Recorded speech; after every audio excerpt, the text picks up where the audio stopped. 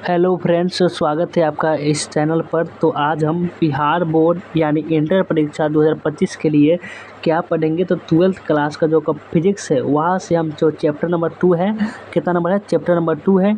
यानी चैप्टर का नाम क्या है, चैप्टर का नाम है आपका विलियन चैप्टर का नाम है, जो इसका हम इंग्लिश में सॉल्यूशन कहते हैं।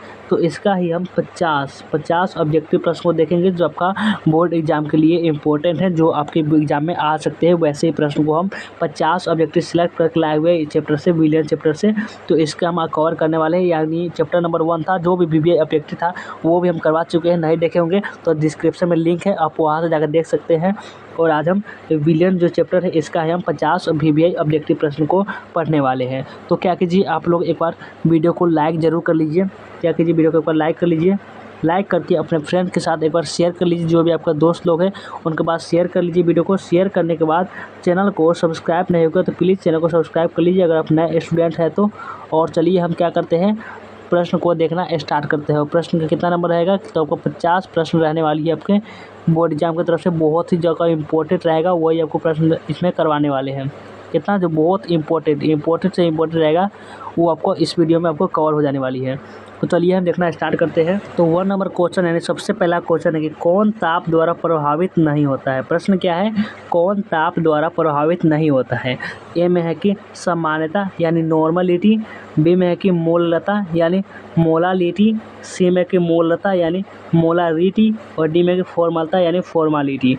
तो कौन ताप द्वारा प्रभावित नहीं होता है, तो आपको एक बात जरूर याद रखनी है कि जो मोललता और मोल प्रभाव होता है वो ताप द्वारा प्रभावित नहीं होता है। यानी ऑप्शन नंबर बी होगा इसका राइट आंसर। और चलिए नेक्स्ट प्रश्न में चलते हैं। नेक्स्ट प्रश्न कितना नंबर है, 2 नंबर प्रश्न आ चुके हैं, देख सकते हैं।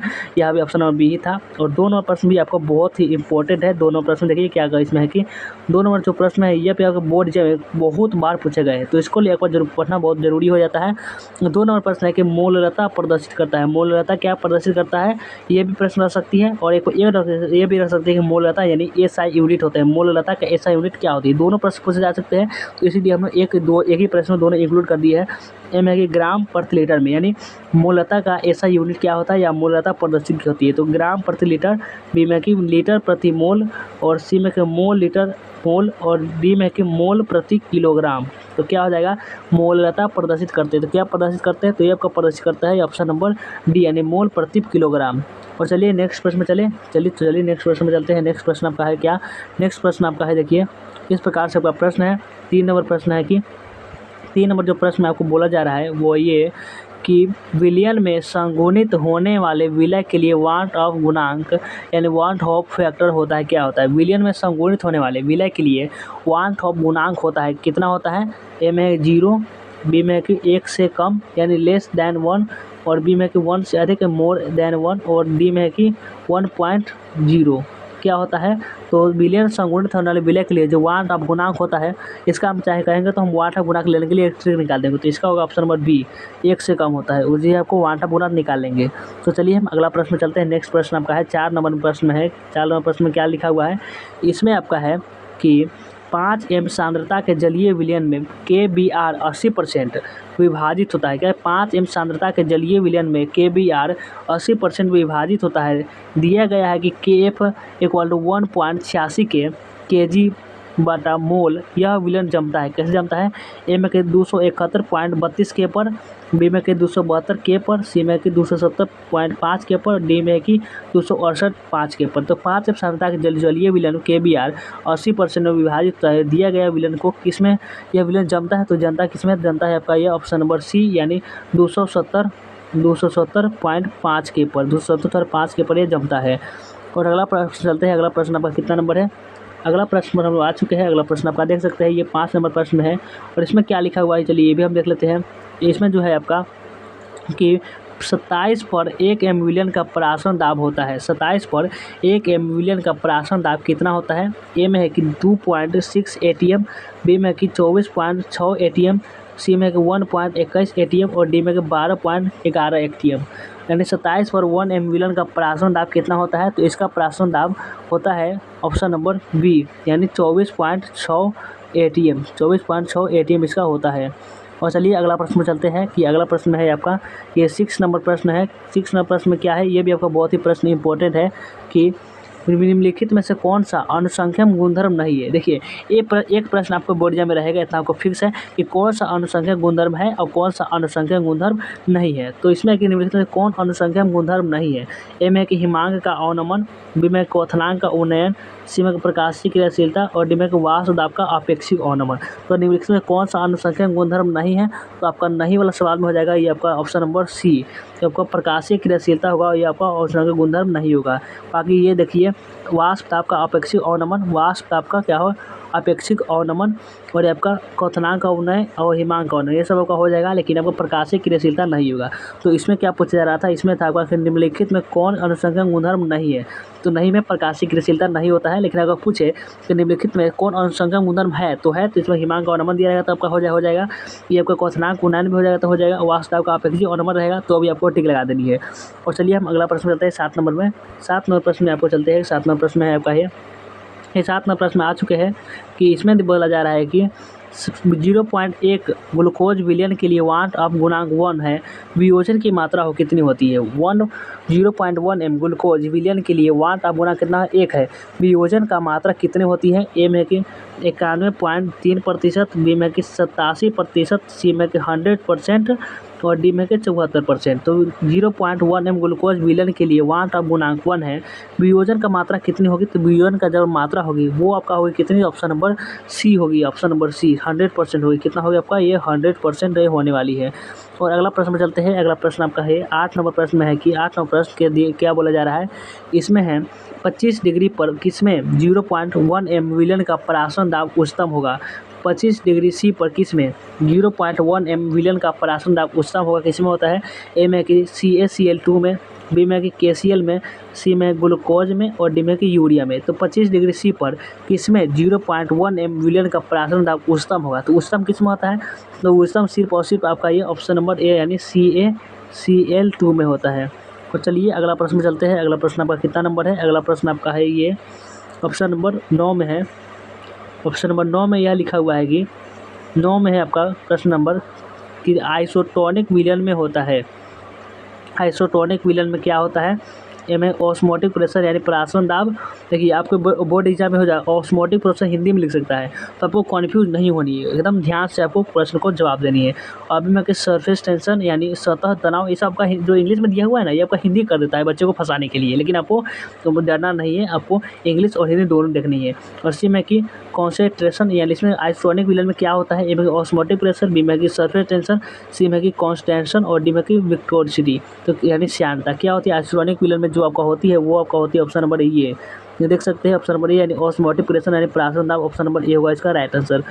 तो चलिए अगला प्रश्न में चलते हैं। अगला प्रश्न आपका 10 नंबर में है। 10 नंबर प्रश्न में क्या लिखा हुआ है कि यदि किसी विलयन के 200 मिलीलीटर में 2 ग्राम NaOH मौजूद है, यदि किसी विलयन के 200 मिलीलीटर में 2 ग्राम NaOH मौजूद है तो इसकी मोलरता बन जाएगी। कितने मोलरता बन जाएगी, तो इसकी जो मोलरता बन जाएगी ए में है कि 0.5, बी में है कि 0.25 और सी में है कि 5 और डी में है कि 10।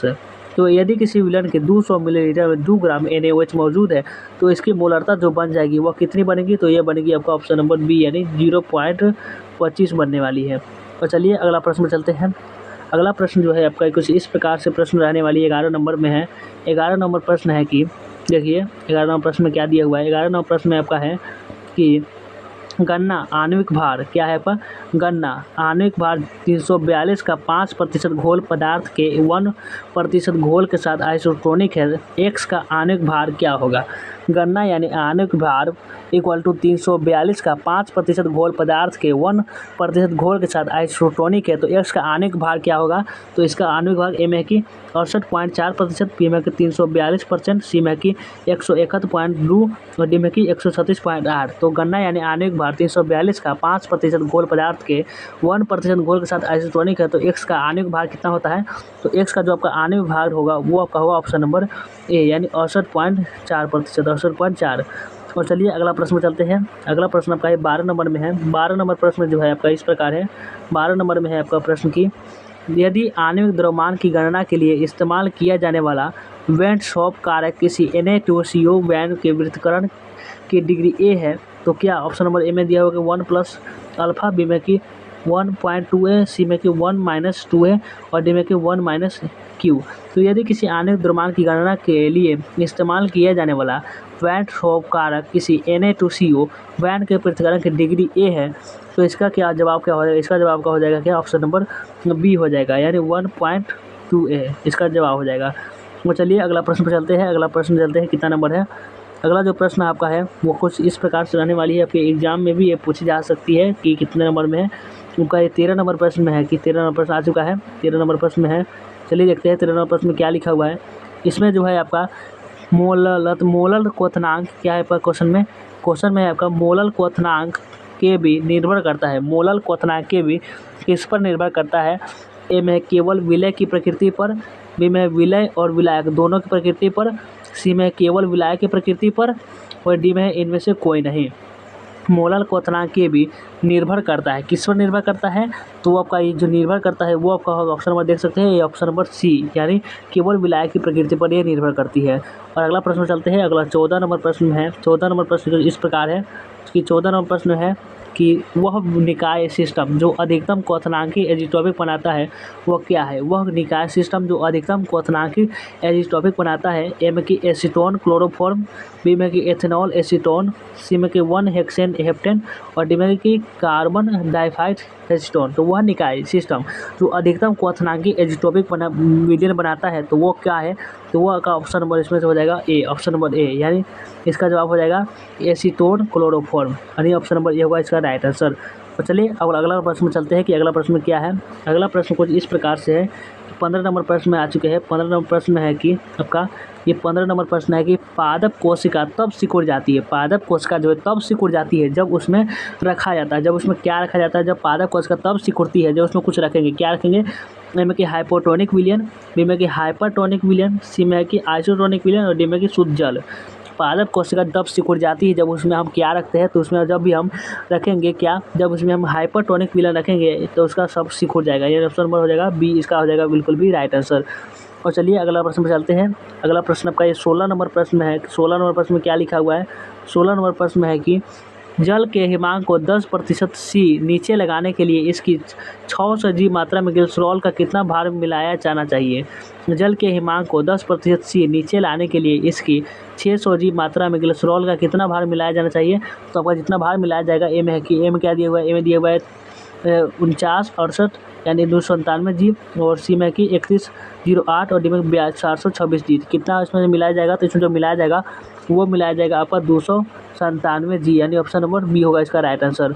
तो चलिए फटाक से अब अगला प्रश्न चलते हैं। अगला प्रश्न जल्दी हम लोग कितना प्रश्न देखनी है? हम लोग 50 प्रश्न हमको इसी वीडियो में कवर करने वाली है बहुत ही कम समय में।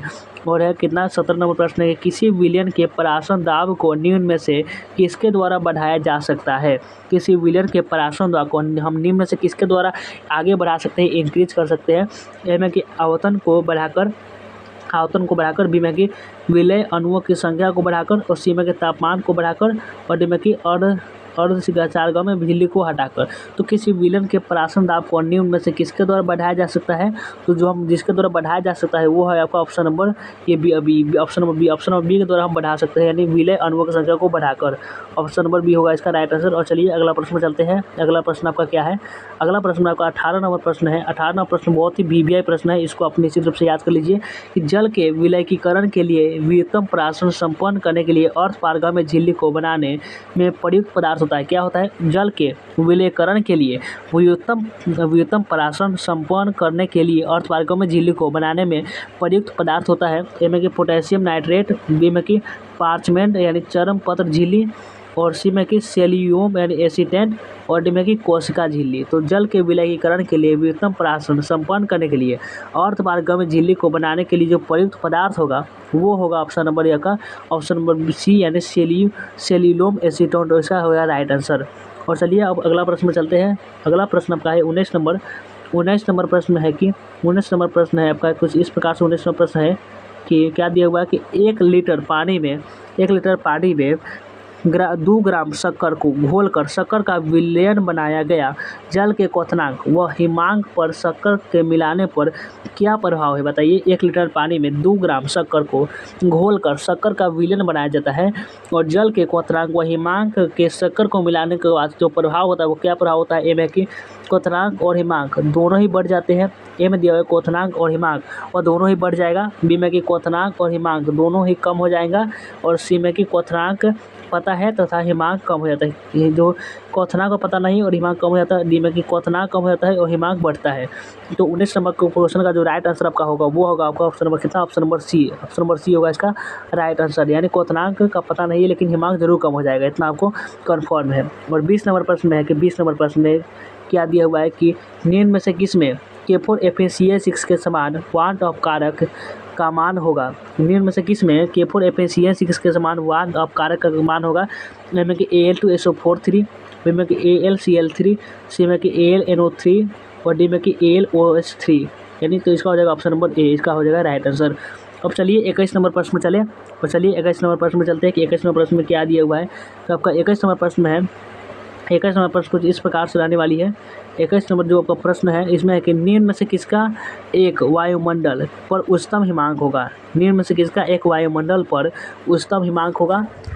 ए में दिया हुआ है 0.m NaCl विलयन, बी में दिया हुआ है कि 0.1 m शक्कर विलयन, सी में दिया हुआ है 0.1 m BaCl2 विलयन और डी में 0.1 m FeCl3 विलयन। निम्न में से किसका एक वायुमंडल यानी एटमॉस्फेयर पर उच्चतम हिमांक होगा? तो ये आपका कितना होता है?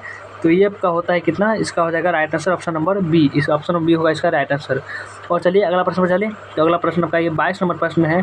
22 नंबर प्रश्न में क्या दिया हुआ है चलिए देखते हैं। 22 नंबर प्रश्न में जो है आपका यदि Na2SO4 के वियोजन की मात्रा है तो आणविक द्रव्यमान की गणना करने के लिए प्रयुक्त वाट ऑफ कारक 1 होता है। कैसे? यदि Na2SO4 के वियोजन की मात्रा है तो आणविक द्रव्यमान की गणना करने के लिए प्रयुक्त वाट ऑफ कारक कितना होता है? ए में दिया हुआ है 1 + a, बी में 1 - a और सी में 1 + 2a और डी में 1 - 2a। तो यदि Na2SO4 के वियोजन की मात्रा है तो आणविक द्रव्यमान की गणना करने के लिए प्रयुक्त वाट ऑफ कारक वो होता है, वो कितना होगा? तो इसका हो जाएगा ऑप्शन नंबर सी, यानी 1 प्लस, यानी ऑप्शन नंबर इसका सी होगा, इसका भी बिल्कुल भी राइट आंसर। और चलिए अगला प्रश्न में चलते हैं कि अगला प्रश्न में क्या दिया हुआ है। अगला प्रश्न में दिया हुआ है आपका ये 23 नंबर प्रश्न में आ चुके हैं हम लोग। 23 नंबर प्रश्न में है जो वह दिया हुआ 23 नंबर प्रश्न में क्या है कि 5 m KCl क्या है आपका कि 5 m KCl के विलयन का हिमांक क्या होगा? जल का मोलल हिमांक स्थिरांक 86 डिग्री cm है। तो ए में दिया हुआ है कि -1.86 डिग्री C, बी में कि -0.372 डिग्री C और सी में कि -3.2 डिग्री C और डी में कि 0 डिग्री C। तो 5 m KCl के विलयन का हिमांक क्या होगा? जल का मोलर हिमांक स्थिरांक 86 डिग्री cm है। तो इसका हो जाएगा राइट आंसर।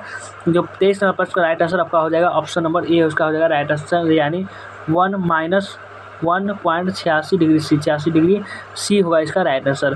तो चलिए अगला प्रश्न पे चलते हैं। अगला प्रश्न आपका कितना नंबर है? यहाँ पे 24 नंबर प्रश्न आ चुके हैं। 24 नंबर प्रश्न जो है निम्न में से किसका सर्वाधिक हिमांक होता है? निम्न में से नीचे लिखा हुआ है 4 ऑप्शन में से किसका सर्वाधिक सबसे ज़्यादा हिमांक इसका होगा? तो ए में दिया हुआ है 1 m NaCl विलयन का, बी में 1 m KCl विलयन का, सी में 1 m AlCl3 विलयन का और डी में 1 m C6H12 और 6 विलयन का। निम्न में से किसका सर्वाधिक हिमांक होता है? तो सर्वाधिक जो हिमांक जो किसी का अगर होता है तो वो आपका होता है इसका ऑप्शन नंबर डी, यानी 1 m C6H12 और 6 का, यानी ऑप्शन नंबर कैसा हो जाएगा? ऑप्शन नंबर इसका हो जाएगा ऑप्शन नंबर डी होगा, इसका भी right answer, option number D right answer हो जाने वाली है। और चलिए अगला प्रश्न में चलते हैं कि अगला प्रश्न में क्या दिया हुआ है चलिए देखते हैं। अगला प्रश्न में दिया हुआ है 25 नंबर प्रश्न में आ चुके हैं। 25 नंबर प्रश्न में है कि 25 नंबर प्रश्न में देखिए क्या दिया हुआ है कि 2 लीटर जल में क्या दिया हुआ है? 2 लीटर जल में CaCl2 की कितनी मात्रा को घोला जाए कि इसका परासरण दाब 27 डिग्री C पर 5 atm हो? 2 लीटर जल में CaCl2 की कितनी मात्रा को घोला जाए कि इसका परासरण दाब 27 डिग्री C पर 5 atm हो? एम है कि 3.42 जी यानी ग्राम घोलना होगा, 3.42 ग्राम घोलना होगा, बी में कि 9.24 यानी और सी में कि 0.834 घोरना होगा। कि डी में कि 1.8208 घोरना होगा। क्या घेरना होगा, कितना घोरना होगा इसमें, तो इसमें जब घोरना होगा वो होगा ऑप्शन नंबर, इसमें से हो जाएगा डी, ऑप्शन नंबर डी इसमें होगा बिल्कुल भी राइट आंसर। और चलिए अब अगला प्रश्न में चलते हैं। अगला प्रश्न आपका है ये 26 नंबर प्रश्न है जो है 26 नंबर प्रश्न, जल में PTNH3 4Cl4 के 001 मोलर विलयन का हिमांक अवनमन 0.056 डिग्री सी पर यदि जल का K/1.80 है तो यौगिक का सही सूत्र क्या होगा। ए में कि PTNH3 4Cl3Cl और बी में कि PTNH3 4Cl4 और सी में कि PTNH3 4Cl2Cl2 और डी में कि PTNH3 4 और Cl तो जल में इसका राइट आंसर 26 नंबर प्रश्न का जो राइट आंसर देखते हैं, राइट आंसर होगा ऑप्शन नंबर सी दिया हुआ है, देख सकते हैं आप यहाँ पे ऑप्शन नंबर सी इसका दिया हुआ है, ऑप्शन नंबर सी होगा राइट आंसर। और चलिए अगला प्रश्न चलते हैं कि इसको सब इंपॉर्टेंट प्रश्न ही है। और अगला प्रश्न देखते हैं, अगला प्रश्न है आपका कि आपका 27 नंबर प्रश्न में जो है 27 नंबर प्रश्न में दिया हुआ है क्या कि निम्न में से किस विलय के लिए वान ठप कारक 1 से अधिक होता है। निम्न में से किस विलय के लिए वान ठप कारक 1 से अधिक होगा। ए में है NaNO3 का, बी में कि BaCl2 का, सी में K4FeCl6 का और डी में कि NH2 या CONH2 का। तो निम्न में से किस विलय के लिए वान ठप कारक 1 से अधिक होगा। 1 से अधिक किसके लिए होता है, तो आप जानते हैं कि 1 से अधिक होता है आपका ऑप्शन नंबर देखिए डी दिया हुआ है, NH2 और CONH2 के लिए ये होता है राइट आंसर। और चलिए अगला प्रश्न में चलते हैं। अगला प्रश्न देखिए 28 नंबर प्रश्न में है कि KCl के 0.05 m जलीय विलयन के लिए वान ऑफ कारक 95 है। KCl के अवनीकरण की मास होगा, कितना मास होगा, ए में दिया हुआ है 0.95, बी में कि 0.97, सी में 0.94 और डी में कि 0.96। तो KCl के 0.05 m जलीय विलयन के लिए वान ऑफ कारक 95 है। KCl के अवनीकरण की मास क्या होगा, तो इसका मास होगा ऑप्शन नंबर कितना, इसका हो जाएगा ऑप्शन नंबर देख सकते हैं ऑप्शन नंबर कितना, ऑप्शन नंबर ए दिया हुआ है यहाँ पे, ऑप्शन नंबर ए होगा इसका भी राइट आंसर 0.95। ये सब क्वेश्चन इंपॉर्टेंट नहीं है, जो इंपॉर्टेंट होगा उसको हम बताते हुए चलने वाले हैं। तो अगला प्रश्न देखिए, अगला प्रश्न आपका ये 29 नंबर प्रश्न में आ चुके हैं। 29 नंबर प्रश्न में जो आपका इस प्रकार है, 29 नंबर प्रश्न है कि 29 नंबर प्रश्न में दिया हुआ है निम्न में से कौन सी इकाई किसी विलयन की सांद्रता का उसके वाय दाएं के साथ संबंध स्थापित करने में उपयोगी है। निम्न में से कौन सी इकाई किसी विलयन की सांद्रता का उसके दाएं बाएं संबंध स्थापित करने के लिए उपयोगी है। ए में के मोल अंश, बी में के पार्ट्स पर मिलियन, सी में द्रव्यमान प्रतिशत और डी में दिया हुआ है कि ये मोललता। तो इसका क्या हो जाएगा राइट आंसर, तो इसका जो राइट आंसर होने वाली है वो होगा मोल अंश। मोल अंश इसका होगा right answer option number A. यानी इसमें दिया हुआ कि निम्न में से कौन सी इकाई किसी विलयन की सांद्रता का उसके वाय दाएं के साथ संबंध स्थापित करने में उपयोगी है, तो उपयोगी ऑप्शन नंबर ए उसका हो जाएगा राइट आंसर। तो चलिए अगला प्रश्न पे चलते हैं। ये 30 नंबर प्रश्न आ चुके हैं। 30 नंबर प्रश्न है निम्न में से किस जलीय, क्या है प्रश्न में, निम्न में से किस जलीय विलयन का सर्वाधिक क्वथनांक आना चाहिए। यानी निम्न में से किस जलीय विलयन का सर्वाधिक क्वथनांक होना चाहिए। तो ए में दिया हुआ है 1.0 m NaOH और बी में कि 0.1 m Na2SO4 और सी में कि 1.0 Mn4 NO2 और डी में कि 1.0 m KNO3। तो निम्न में से किस जलीय विलयन का सर्वाधिक क्वथनांक होना चाहिए। तो सर्वाधिक क्वथनांक किसका होना चाहिए वो भी देख लेते हैं कि ऑप्शन नंबर क्या दिया हुआ है, ऑप्शन नंबर बी दिया हुआ है यानी 1.0 m Na2SO4 का। और चलिए अगला प्रश्न में चलते हैं। अगला प्रश्न में कितना नंबर है, अगला प्रश्न आपका 31 नंबर प्रश्न में आ चुके हैं। 31 नंबर प्रश्न में जो लिखा हुआ है वो ये इस प्रकार से है, ग्लूकोज के 0.1 m विलयन की तुलना में 0.1 m MgCl2 विलयन के हिमांक में अवनमन कितना होता है। तो इसका अवनमन कितना होगा बताइए। ए में दिया हुआ है समान, बी में दिया हुआ है लगभग 2 गुना, सी में दिया हुआ है लगभग 3 गुना और डी में दिया हुआ है लगभग 6 गुना। तो ग्लूकोज के 0.1 m विलयन की तुलना में 0.1 m MgCl2 विलयन के हिमांक में अवनमन होता है, वो अवनमन कितना होगा तो वही आपको बतानी है। तो अवनमन होगा आपका ऑप्शन नंबर देखिए सी दिया हुआ है, ऑप्शन नंबर सी यानी लगभग 3 गुना इसका होता है राइट आंसर। अब चलिए अगला प्रश्न पर चलते हैं कि अगला प्रश्न में दिया गया 32 नंबर प्रश्न में है। 32 नंबर प्रश्न इस प्रकार है कि KCl NaCl एवं K2SO4 के लिए 4 हॉप कारक क्रमशः है, कितना होगा क्रमशः नहीं, KCl NaCl एवं K2SO4 के लिए वो 4 हॉप कारक क्रमशः है। ए में है 0.0 एवं 0 यानी 2.2 एवं 2 दिया हुआ है और बी में दिया हुआ है कि 2.2 एवं 3, सी में है 1.1 एवं 2 और डी में देखो 1.1 एवं 1 ही दिया हुआ है। तो 32 नंबर प्रश्न का राइट आंसर ऑप्शन नंबर देखिए बी दिया हुआ है, तो इसका हो जाएगा बी इसका राइट आंसर। और नेक्स्ट प्रश्न में चलते देखते हैं। नेक्स्ट प्रश्न आपका है 33 नंबर प्रश्न आ चुके हैं। 33 नंबर प्रश्न है कि हेनरी के स्थिरांक के एच का मान कितना होता है। इसका कमेंट करिए आंसर कि हेनरी के स्थिरांक के एच का मान कितना होता है। आपको 33 नंबर प्रश्न का आंसर अगर ए लगता है तो ए लिख दीजिए, तो आपको कमेंट सेक्शन में बी लगता है तो बी लिखिए, जीरो से आपका आंसर लगता है वो लिख दीजिए कि हेनरी के स्थिरांक के एच का मान कितना होता है। तो ए में दिया हुआ तापमान में वृद्धि के साथ बढ़ता है, बी में तापमान में वृद्धि के साथ घटता है, सी में समान बना रहता है और डी में पहले बढ़ता है फिर घटता है। तो हेनरी के स्थिरांक यानी के एच का मान क्या होता है, तो आपको कमेंट सेक्शन में आंसर दीजिए। तो 33 नंबर प्रश्न का आंसर ऑप्शन नंबर देखिए ए दिया हुआ है, ऑप्शन नंबर ए इसका हो जाएगा राइट आंसर। और नेक्स्ट प्रश्न में चलते हैं। नेक्स्ट प्रश्न आपका है 34 नंबर में। 34 नंबर प्रश्न में क्या दिया हुआ है इसको भी देख लेते हैं, यह भी आपका इंपॉर्टेंट प्रश्न ही है। 33 नंबर प्रश्न में है कि NaCl के 0.2 जलीय विलयन को 1 लीटर पानी डालकर तनु किया गया, परिणामी विलयन की मोलरता कितनी होगी। एम है कि ये आपका दिया हुआ है कि 0.004 और बी में कि 0.00, सी में कि 0.0 और 12 और डी में कि 0.016। तो NaCl के 2m के जलीय विलयन को 1 लीटर पानी डालकर तनु किया जाता है, परिणामी विलयन की मोलरता ये सब लोग का निकालना पड़ता है। तो इसका पता इंपॉर्टेंट नहीं है, आंसर देखिए आंसर नंबर डी दिया हुआ है। इसको चलिए जो इंपॉर्टेंट है उसको हम बताते हुए चलेंगे। अगला प्रश्न देखिए, अगला प्रश्न कितना नंबर है। अगला प्रश्न है, पूरा हम ऑल चैप्टर का ऑब्जेक्ट करवा रहे हैं, इसलिए सभी जितना भी ऑब्जेक्टिव से बन सकते थे उतना हम ला दिए हुए हैं।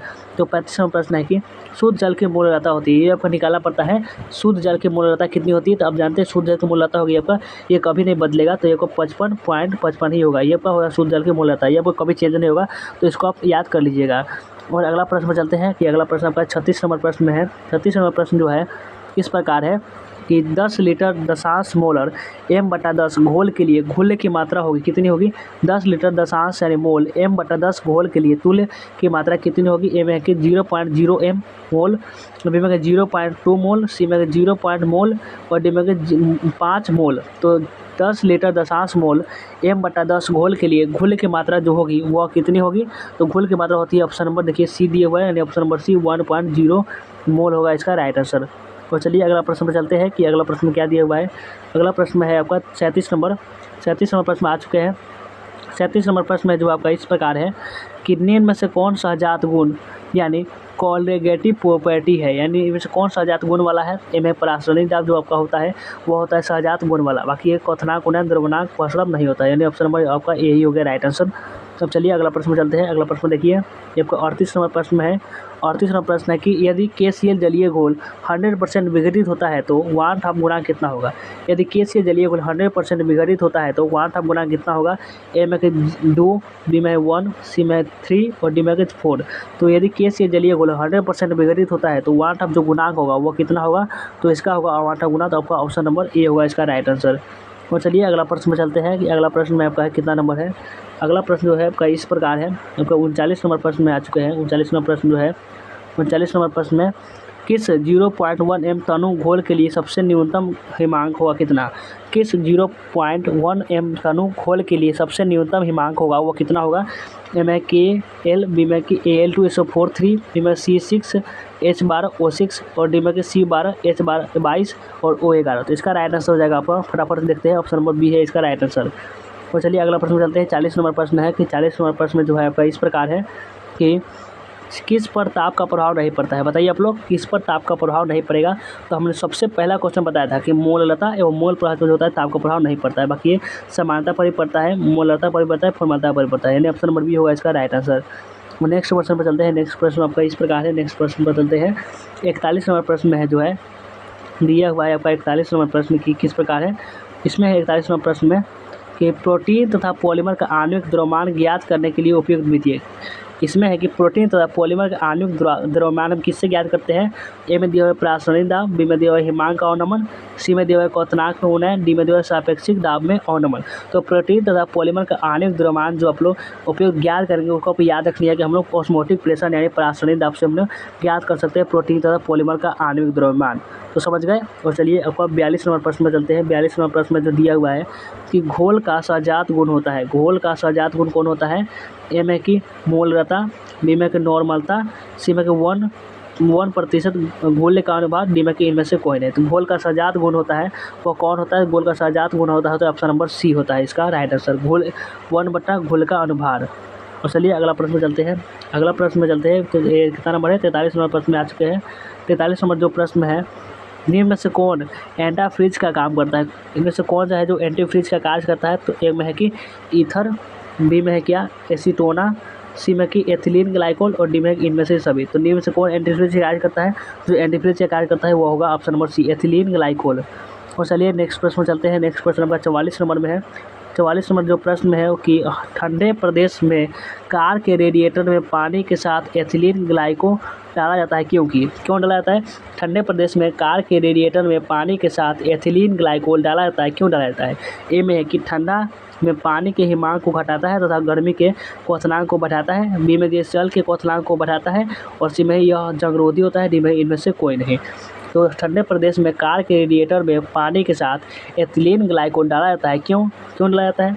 इसीलिए डाला जाता है कि ताकि ये ऑप्शन नंबर ए में दिए ठंडा पानी में हिमांक घटा सके और गर्मी पानी में क्वथनांक बढ़ा सके।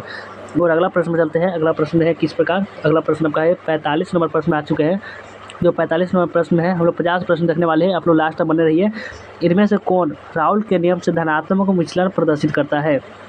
इनमें से कौन है जो राउल्ट के नियम से धनात्मक विचलन प्रदर्शित करता है? ए में कि बेंजीन प्लस क्लोरोफॉर्म, बी में कि बेंजीन प्लस एसीटोन, सी में कि बेंजीन प्लस एथेनॉल और डी में कि बेंजीन प्लस कार्बो टेट्राक्लोराइड। तो इनमें से कौन है जो राउल्ट नियम से धनात्मक विचलन प्रदर्शित करता है? तो कौन प्रदर्शित करेगा बताइए आप लोग जल्दी। जो प्रदर्शित करने वाला जो इसमें होगा वो होगा ऑप्शन नंबर ए, यानी बेंजीन प्लस क्लोरोफॉर्म प्रदर्शित करेगा।